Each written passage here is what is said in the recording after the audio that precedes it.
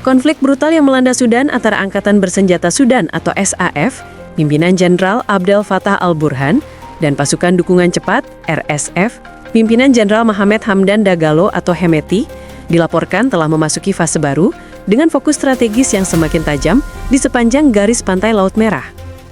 Kota Port Sudan yang menjadi markas sementara pemerintahan SAF, kini bukan hanya sekedar jalur evakuasi, tetapi juga pusat logistik dan pangkalan militer vital, menandai munculnya taktik baru yang melibatkan penguasaan zona Laut Merah. Perebutan jalur pasokan dan pengaruh asing. Laut Merah merupakan koridor pelayaran global yang krusial. Analis pertahanan regional menilai bahwa taktik terbaru dalam perang saudara ini adalah upaya untuk mengamankan jalur pasokan senjata dan dukungan internasional melalui pelabuhan utama Sudan. Pentingnya Port Sudan. Setelah sebagian besar Khartoum, ibu kota negara, jatuh ke tangan RSF, Port Sudan menjadi satu-satunya gerbang udara dan laut yang efektif untuk SAF. Penguasaan kota ini memastikan SAF tetap memiliki akses terhadap bantuan militer dan politik dari sekutu regional dan global. Intervensi dan dukungan asing.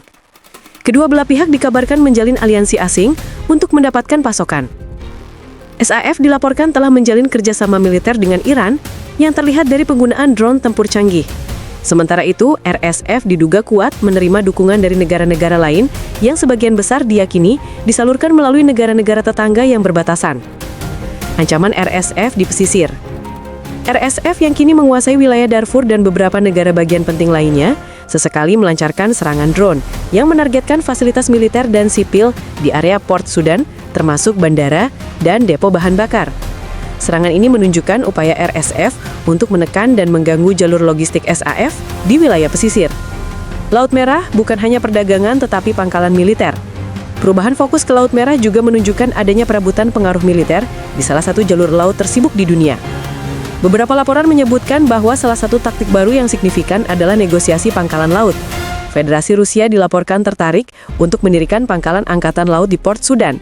Sebuah langkah yang dapat secara drastis mengubah keseimbangan geopolitik di kawasan tersebut dan semakin memperkuat posisi SAF. International Crisis Group atau ICG memperingatkan bahwa konflik yang berkepanjangan dan intervensi asing yang semakin terbuka telah membawa Sudan ke fase baru yang lebih berbahaya, di mana negara tersebut semakin tercerai-berai dan konflik kian sulit dikendalikan. Para pengamat khawatir jika Port Sudan benar-benar terancam jatuh atau menjadi medan pertempuran utama, hal itu tidak hanya akan memperburuk krisis kemanusiaan di Sudan, tetapi juga dapat mengancam stabilitas dan keamanan pelayaran di Laut Merah secara keseluruhan. Dampak dan peran Mesir. Mesir memiliki hubungan sejarah, politik, dan keamanan yang erat dengan Sudan terutama karena kedua negara berbagi Sungai Nil dan perbatasan darat yang panjang.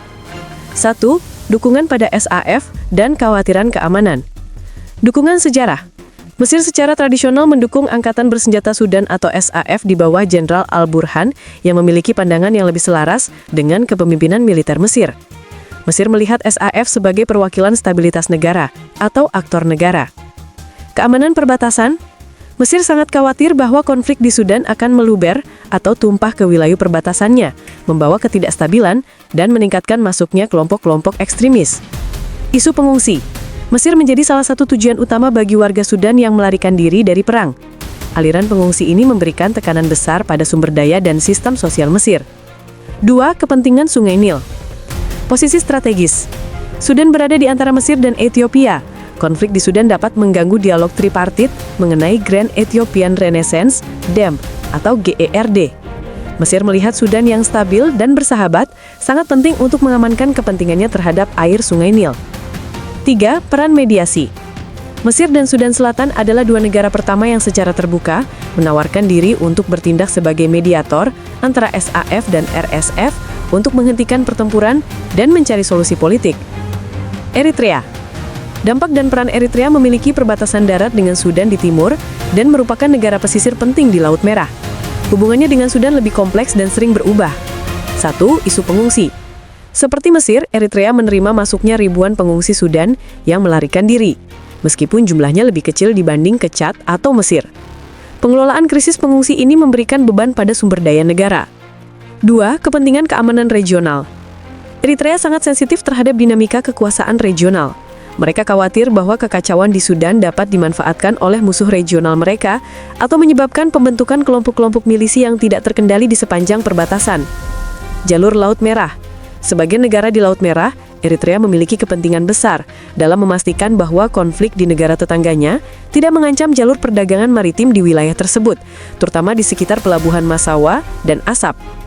Singkatnya, kedua negara tetangga ini melihat stabilitas Sudan sebagai hal yang fundamental bagi keamanan nasional dan ekonomi mereka, terutama dalam kaitannya dengan isu pengungsi, keamanan perbatasan, dan kepentingan strategis di Laut Merah dan Sungai Nil.